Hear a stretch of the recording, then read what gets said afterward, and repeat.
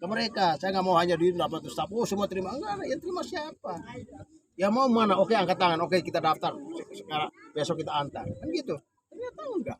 Ya. Makanya berita jangan sampai simpang siur, kasihan juga masyarakat. Silakan unsur politik, silakan kau bicara, tapi masyarakat jangan sampai haknya kamu injak-injak itu. Saya bukan orang politik. Saya tentara, saya aparatur negara. Salah satunya ada masyarakat saya yang harus saya lindungi. Karena orang timur saya datang enggak. Saya masyarakat saya itu dari Foba Morata ya, Flores Sumba Timur Alor sampai tanah dataran timur itu ya masyarakat saya.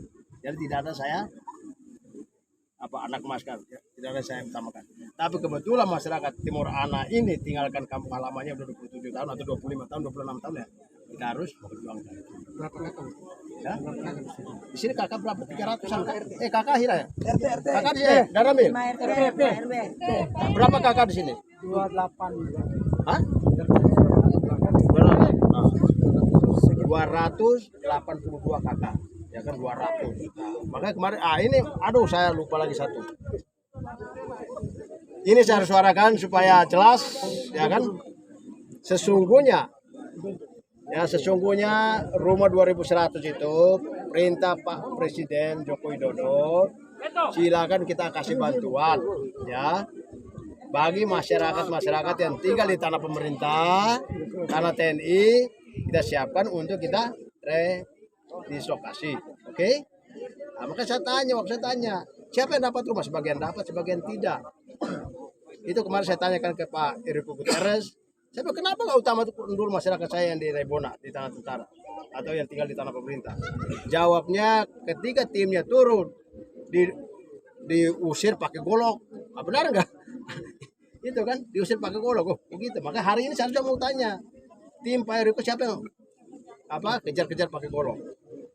Nah, dia bilang sebagian nggak percaya karena masa politik dikira kampanye politik, padahal enggak. Ya, makanya saya cari lagi statementnya Pak Enrico, katanya ketika tim itu turun untuk mendata, ya masyarakat kejar mereka pakai golok. Saya punya data lengkap, ya, ada beberapa rumah yang seharusnya tidak pantas untuk dapat di 2100. Ada beberapa rumah itu rumahnya layak, hidupnya mewah di Kupang, tapi dia masih ambil haknya masyarakat di Burung Ontek. Saya marah, maka saya sampai laporkan ke Kapolda, cek ini namanya kriminalisasi dan ini pidana. Ya. Kalau dia udah punya tanah di sana, suruh dia masuk, rumahnya dikasihkan masyarakat yang tidak mampu. Nah, itu jawaban saya. Jelas ya? Dari 200 itu berapa banyak yang terdata untuk dapat rumah? Ini hanya 30%. Ya, sebagian tidak karena katanya dikejar-kejar. Nah, nanti mau tanya mereka kejar enggak kan gitu kan? Yang kejar Pak Enrico siapa? Siapa ada kejar Pak Enrico waktu data? Tidak ada. Masa kalian bawa golok kejar sampai dia kencing-kencing? Oke ya? Jelas ya? Berarti kan berita simpang siur, ya kan? Saya kira ini FKPTT semua. Ternyata mereka bukan FKPTT. Mereka adalah Timorana ya, anak Timor. Kalau bahasa Mamba itu Timorana itu anak Timor. Tapi kalau kita panjangkan Timorana itu Timor anak Indonesia. Nah, ya. Oke, setuju? Jelas? Ada lagi? Nah, itu kata-kata saya. Jelas? Dengan salah satu dari masyarakat. Iya, dari masyarakat. Ini yang hitam ya. Aku suka yang hitam. Ada kumis. Dua orang. Dorong.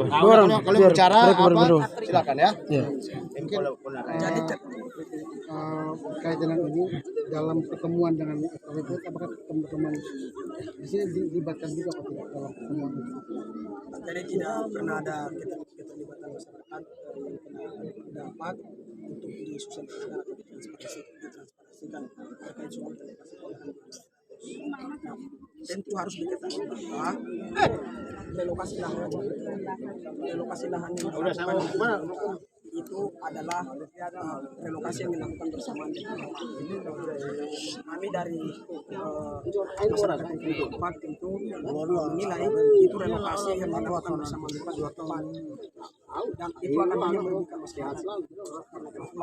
Kalau dia relokasi bersamaan dengan daerah, harusnya dia melakukan sertifikasi tanah yang telah diduduki masyarakat selama 20 tahun yang saat ini, bukan melakukan redistribusi.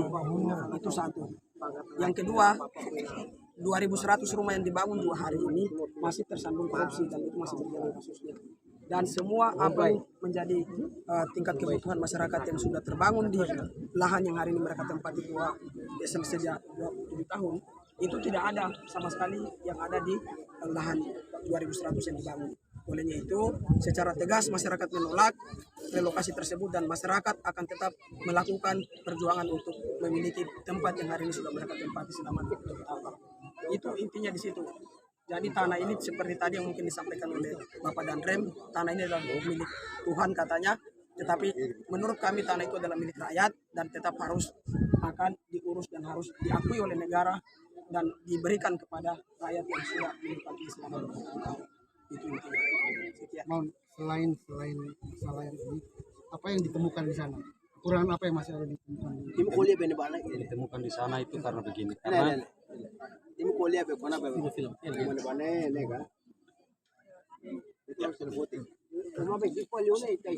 ditemukan di sana itu karena kita lihat dari media sosial juga yang sekarang masih viral untuk kasus 2.100. Yang herannya kami dari pihak pemerintah atau dari pihak FKPTT, kenapa dari kasus yang 2.100 itu masih berjalan? Kenapa ada dialog bahwa masyarakat sudah bisa layak dihuni? Padahal ketika kami cek di lokasi, kekurangannya tidak sesuai di dalam rapian ada. Sekolah, pasar, itu tidak ada semua. Kalau seandainya saja kita yang sudah dapat sertifikat di sana, kalau kita dengan kita punya anak-anak ke sana, terus fasilitas untuk sekolah